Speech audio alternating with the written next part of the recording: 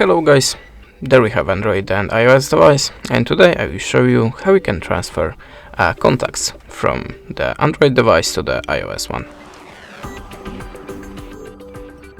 So we have to start from the opening the settings app on the Android device and slide down to the Google services. Now slide down again and choose the last option. Now choose Google Contacts Sync. How you can see, auto sync is off, so we have to enable it. Now go to the iPhone, remember the account that you have backup contacts. Now go to the iPhone and choose Google One. Remember to log out to the same account and slide down to the backup. Now choose Contacts and click Backup now. And got it. And that's it. Thanks for the watching, leave us a subscribe or a comment, remember to visit our channel, and goodbye.